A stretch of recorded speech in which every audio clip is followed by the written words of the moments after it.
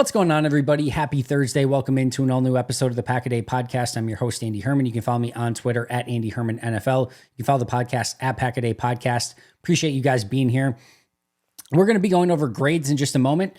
Best and worst of this past week. I know it's Thursday. It's the bye week. It feels like forever ago. So we'll go over those relatively quick. Then once we're done with that, we'll go over best and worst grades on the season so far. We are on the bye week, and that means we can kind of take a look back at it and see who's really performed well and maybe who hasn't through the course of the first 9 weeks of the season and as we get set for the second half of the year. Before we get there, shout out to our brand new Pack-A-Day Podcast YouTube members, Aaron Rodgers, yes, Aaron Rodgers, with a Rogers, so I'm assuming not the actual, Jacob Bishop, and then JD. Thank you guys for signing up. Appreciate that a ton. Also, wanted to touch base quickly on that Preston Smith trade from yesterday. Preston Smith, we found out on Wednesday, requested the trade a couple weeks back. That does add a little bit of context to this. Clearly was not super happy with the change to the 4-3. Didn't feel like he was being utilized correctly. Wanted to go to a 3-4, gets to a 3-4 in Pittsburgh. As I mentioned yesterday, I think this will help Green Bay. I think it'll help Preston Smith. I think it'll help Pittsburgh. I think it's going to be a win for all sides. But like I said, it does add some context there. When you think about the trade in and of itself, the one thing that I wondered the day before the trade, and we talked about a seventh round pick for Preston, that would be the going rate. And that's what the going rate was. But would Green Bay accept it? Would they be willing to take just a seventh for Preston, or would they just let the season play out? That's what I didn't know going into the deadline, but I think knowing now that he requested that trade, I think that makes a little bit more sense, that ultimately they went in that direction and decided to move on and give him an opportunity to play back in a 3-4. Just more of an interesting note than more than anything else, but kudos to Green Bay for granting that wish, if you will, and letting him go to a 3-4 defense. And as I mentioned just a second ago, I do think this will be beneficial for all three sides, which is the best thing that you're trying to do in any trade, is make it beneficial for the player and the two teams, or players and the two teams involved in said trade. And I think that's what happened here. All right, let's get to our grades from this past week. Very interesting game to go over. When you got to a lot of the grades on offense, a lot of the stuff inside the 20s graded really well, right? And then there were these catastrophic mistakes, the penalties, the drops, the interception, all of it. So you had a lot of these plays that looked really good, that graded well, and then you'd have a false start by somebody, or a drop by somebody, or a pick by somebody. Like, those are the sort of things that happen. But there were some good performances in this one. There were some not great performances. And then on the defensive side, it was very, like, the margins were very thin. Like, the highest graded player was a plus 0.25. The lowest was a minus 0.35. We didn't have this brutal performance by anyone. We didn't have a great performance by anyone. It was kind of all in the middle. At the end of the day, the offense graded slightly in the positive. I think the defense was slightly in the negative, if I remember correctly. The offense as a whole graded as a plus 1.3. Again, that's because they moved the ball a lot, and within the actual structure of the game, there was a lot of positives. It just didn't result in points because of their own mistakes, especially in the red zone. On the defensive side, a slight negative 0.4, but it was mostly like this neutral game. They didn't really do anything special. When Detroit needed yards, they were able to get yards. When they needed points, they were able to get points. And then had a couple, punting situations in the second half where Detroit, I think, was being a lot more conservative at that point of the game. Not a bad game by Green Bay on the defensive side of the ball. Not a good game. Just kind of one of those neutral performances. So in totality, again, a slight positive for the offense, slight negative for the defense. It ended up as about a neutral grade overall, with, again, some fluctuation between who did well and who did not, but especially more on the offensive side than the defense, where it didn't fluctuate all that much. All right, top three players on offense to begin with. Zach Tom, plus 1.00. I love this game from Zach Tom. Thought it was one of his better run blocking performances. And I'll just be clear here. My number 3 on this list, we'll skip to number 3, is Rasheed Walker at plus 0.85. Detroit just didn't have edge rushers. Like, they couldn't get past Zach Tom or Rasheed Walker. Add on top of that I thought Rasheed Walker and Zach Tom did pretty well in run blocking. No penalties. No, I shouldn't say that. Zach Tom did have the one false start penalty, but outside of that, he would have graded even higher had it not been for that, clearly. And I thought Rasheed Walker played one of probably his best game of the season, but this also had to do with just Detroit not having very good edge players. I thought Green Bay maybe would have been able to take advantage of that a little bit more, meaning having more time in the pocket, maybe hitting some of those throws down the field. Just didn't happen that way. But overall, Zach Tom plus 1.00, Rasheed Walker plus 0.85. My number 1 and my number 3 graded players on offense this week. Thought both of them were fantastic. Part of it, again, due to the Lions' lack of pass rush on the outside, but you don't get to choose who you go against every week. Some days it's going to be TJ Watt. Some days it's going to be a very beat up Lions defensive end group. And this week they got a very beat up defensive end group and they took advantage of it. And that's what you got to do. If you have a matchup that you should win, go and win it. And Rasheed Walker and Zach Tom took advantage of those matchups. They won it pretty easily. I thought both of them had great games. Number 2, Jaden Reed, per usual, right? I thought the play later in the game on third down with the back shoulder play where Love threw it to him and he came back and made that adjustment, made that catch right before halftime. I know it doesn't amount to anything because it was the end of half, but that was still a ridiculous catch. The ridiculous catch along the sideline. Just a couple other nice plays in the game as well. He just continues to make plays all over the field and be a big-time receiver and playmaker for this team. That's all I have to say about it. When you put him in opportunities and positions to succeed, he does. Had that nice block on the outside for the little check down to Josh Jacobs where he blocked the defensive back and Jacobs is able to get upfield for a first down. Just doing the little stuff, doing the big stuff, lining up outside, inside, in the backfield. They tried to get him out of the backfield on a wheel play. It's a play where they got to Tucker Kraft pretty wide open on like a crosser, but they tried to get him out of the backfield. They did the play where they fake it to Reed, and then they come back and do that pivot play out of shotgun. So I think it's Jacobs. So they fake to Reed. Reed goes kind of up and fakes the handoff, and then he twists and pivots, and Jacobs comes behind him. I think it's Jacobs. It could have been one of the other running backs, and then fakes the handoff that way. And they've ran that play a lot, right? So like I'm sure teams are a little bit keyed up on it, but this time with Reed in the backfield, they have him go up as he's faking the handoff and then kind of faking a block and then trying to go upfield on a wheel. And it's so close, but the Lions did a great job of covering it. But thankfully, in the same play, Tucker Kraft comes wide open underneath. Love hits that, and they get a good gain out of that as well. But Zach Tom, number 1, Jaden Reed, number 2, and Rasheed Walker, number 3. Bottom 3 in offense. The worst grade for the week, Dontavian Wicks, negative 0.9. Clearly, the drop in the end zone was a big one. A drop on a third down was a big one. I mean, those are 2 massive plays. I mean, you lose out on a possession and you have to go 3 and out because you have a drop, and you take 7 points off the board because of a drop. I mean, that's as bad as it gets. Didn't have anything major to really make up for it. Didn't have his usual game as a blocker. Had one nice block that helped, but didn't have anything that really made up for it in that regard. So the 2 big drops are really what caused it here for Dontavian Wicks, and rightfully so. And he ended up as the lowest graded player this week on either side of the ball. Number 2 is Jordan Love. Couple really nice throws. The back shoulder, like we talked about, to Jaden Reed. I mean, that's probably the best one. The ball to Christian Watson where Watson could have tracked it better. That's a pretty good ball in that situation. There's definitely a couple other ones too. That I think you're good with. He obviously makes some throws that could have been caught that were not caught. He had some drops, but I think this day is going to be more defined as the mistakes that he made. And let's be clear, he's hurt, right? So not at 100%. But the pick 6 is a brutal play. Pick 6 is a brutal play. Have to live to see another down. Even the check down to Jacobs in that situation is going to burn a bunch of clock. So even that's not a great play, even if you get it to him. And you got to throw it away there, and instead you throw it right to Kirby Joseph. And it didn't even look like he had the right grip on the ball is the crazy part. Like if you look at it, doesn't even look like he has it, and then he throws it right to him. It's just a weird play from Jordan. That was bad. Goes without saying. The throw behind Christopher Brooks that he drops on that first drive, that should be a touchdown. That should be a touchdown. Hit it in front of him. That should be a touchdown. The play to Dontavian Wicks that Wicks dropped. That should be a much better ball. There's a play where he's throwing a crosser to Christian Watson where he just drops it into the ground. I mean, he like way in front of him and to the right. That's a bad throw. And there were multiple other ones where he was missing with some accuracy on them. So I didn't think it was a great day. Also, one of the snaps that Elton had that was a bad snap. It wasn't a great snap from Elton, but Love had the opportunity to still catch it, and he wasn't looking at it. He was looking to throw it out wide, and he was like making one of those quick throws, and he took his eye off the ball and was starting to look over quicker, and that resulted in a stop right there because he didn't catch the ball.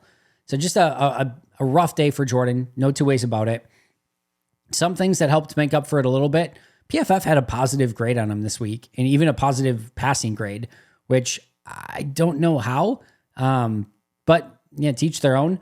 To me, this one had enough mistakes in it that it did grade in the negative for Jordan. And then Sean Ryan, negative 0.65. It was an up and down day for Sean Ryan. I mean, he had 2 plays where he got beat clean. He had the false start penalty and, a couple other plays that just made, he had another play for the second consecutive week where he went the wrong direction. Just some real head scratching stuff. And then like the rest of the game, he was really, really good. Like take away like his worst 4 or 5 moments of this game, and he looks unbelievable. He probably would have graded. He would have definitely graded in the positive. I don't know if he would have like the highest grade or anything like that, but he would have graded very well. But his like 4 or 5 worst plays were really, really bad plays. So that's where he ends up as the third worst. So top 3 on offense: Tom, Reed, and Walker. Bottom 3: Wicks, Love, and Sean Ryan. Some other noteworthy ones: Josh Jacobs and Emmanuel Wilson both had plus 0.35 grades. Jacobs would have been better had it not been for his false start penalty, but he had a really nice day on the ground. Also would have been better if they could have stuck with the run, but they just weren't able to because of the score. Emmanuel Wilson had that crazy play where he recovered the low snap and then ran crazy with it, had a touchdown run, had another nice run in the middle of the field as well. And then had that one where he took it and like kind of reversed it to the outside and had a nice gain.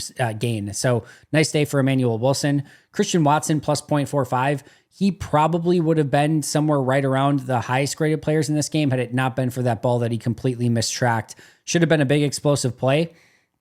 It's unfortunate because outside of that, he had a really nice game. There's a play to Christian where it's well behind him. That's another negative for Jordan, but well behind him, and he goes up against the corner and just kind of snatches it off of his head, or at least it's a contested play, snatches it and makes a really nice play on that one, and was getting open for a good majority of the day. I just thought he had a really great performance outside of the track ball that he completely missed, which is one that you can't have happen, right? You got to find a way to convert that, or at least make it so that you're having an attempt at it.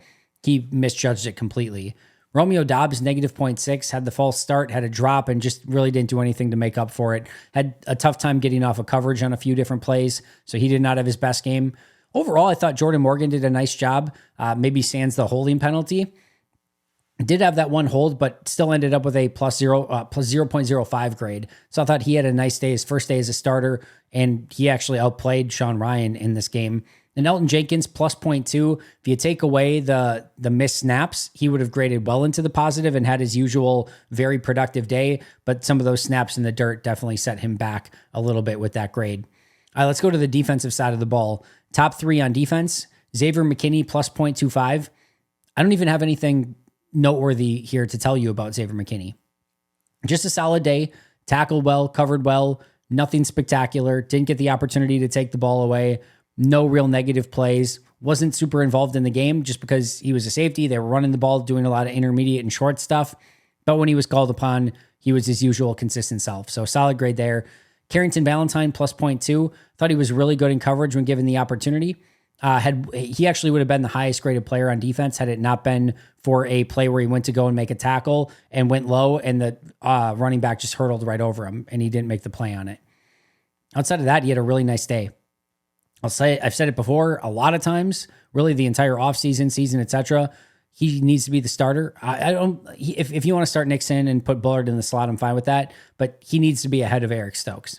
Like, zero question about it. He's just played remarkably better than Eric Stokes. So I know he hasn't had a large sample size, but when he's in there, it looks better. It feels better. It is better than what Stokes has done so far. And then Aaron Mosby, plus 0.2. Now on the sack, the offensive tackle, Penei Sewell, does go back, trips over Kevin Zeitler, the right guard, and Mosby is, I don't want to say completely gifted a sack, but kind of gifted a sack on that one. So it still grades as a positive. He kind of forces him into the offensive lineman a bit, so you get credit for that, and then you get credit for finishing it as well. If he had done it to Penei Sewell, I'm not taking the player into consideration here, but if he would have done that to Penei Sewell without the trip, like that would have been that would have been a wild play, right? Still a good play, still a positive. Had one slight negative, just couldn't get off a block on one play. Had another play where I think he looped inside and had a little bit of a, kind of a pressure. So overall, like the day for Aaron Mosby, barely played, but the sack was nice, and he had another nice play in there as well. So those are the top 3. Again, nothing super noteworthy. Bottom 3, Eric Wilson, tough day, missed a few different tackles and just, was not himself, or maybe coming back to life a little bit. He's had a really great season so far and has really made the most of all of his opportunities. But in this one, definitely did not. Definitely had some missed tackles. Kenny Clark, negative 0.3.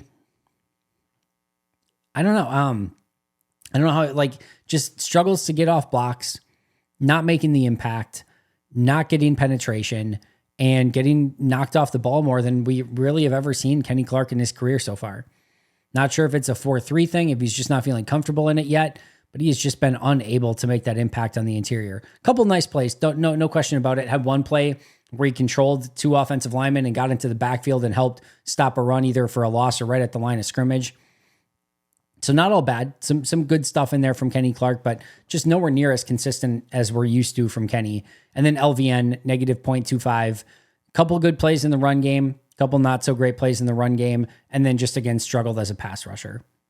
And when you're not putting together consistent football and you're playing a bunch of snaps, and now Detroit does have 2 very good offensive tackles, but I'm kind of over the excuse thing. You just got to go make plays, and these defensive ends have not done it enough. Enagbari at least had the nice play in the backfield, but overall just hasn't been good enough, and that was the case again for LVN. Some noteworthy players in this game.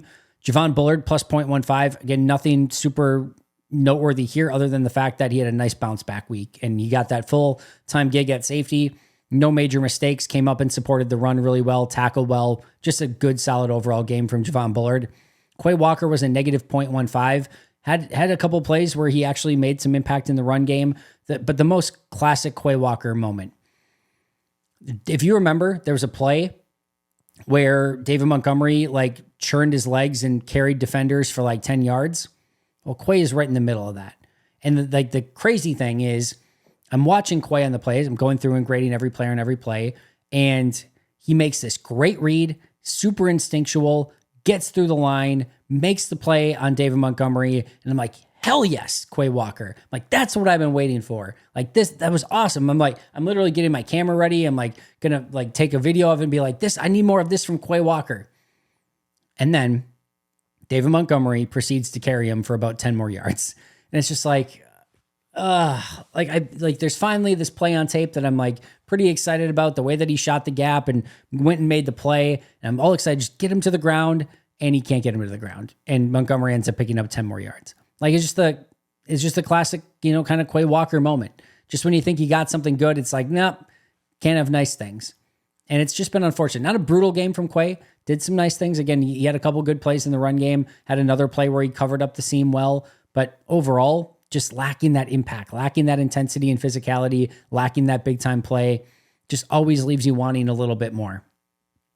Other noteworthy ones, Preston Smith, negative 0.1. Nothing noteworthy in his performance overall other than it was his final performance in Green Bay. Ended with a negative 0.1 grade. Ended up, we'll go over where he ends up in our final, or the midseason grade so far.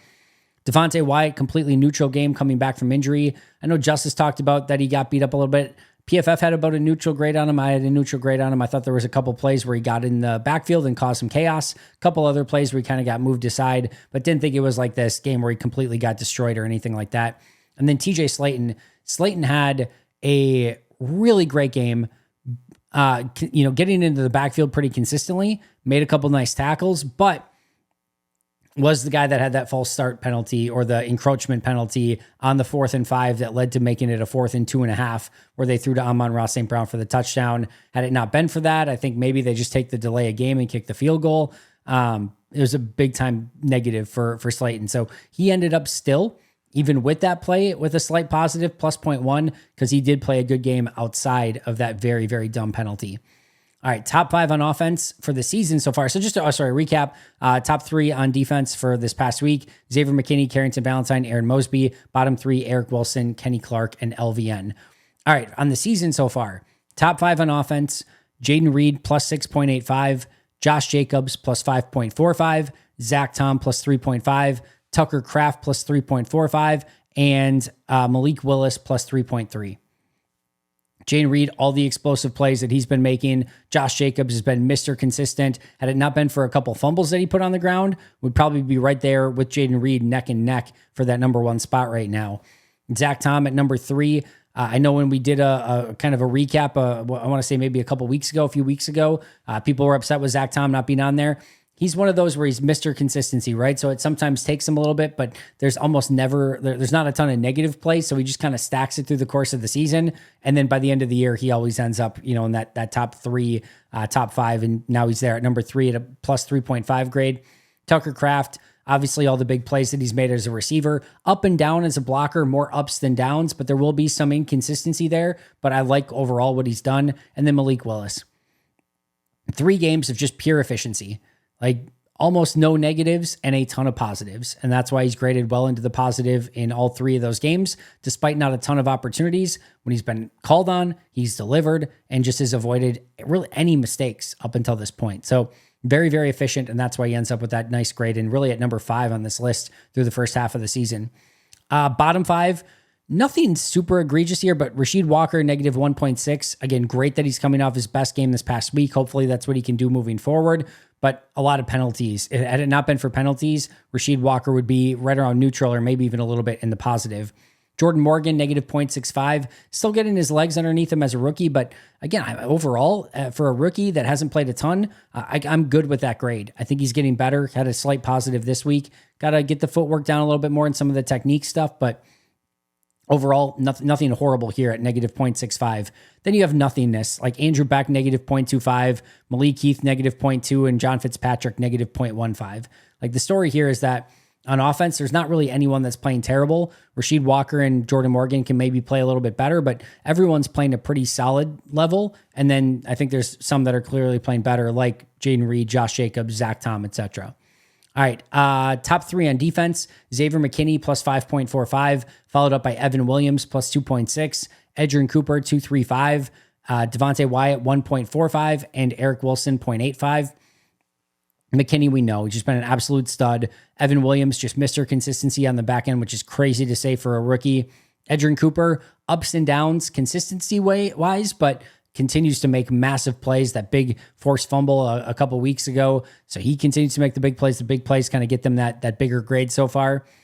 Devontae Wyatt, plus 1.45. Had he played more, you're probably expecting it to be in that conversation, maybe even for number 2 on the year. So we'll see, hopefully after the bye, if he's healthy, if he can take off a little bit more in the second half. Then Eric Wilson, a lot of really good tape out there, some really good plays. This week was his not so great week, which brought him down a little bit, but still a positive season so far for Eric Wilson.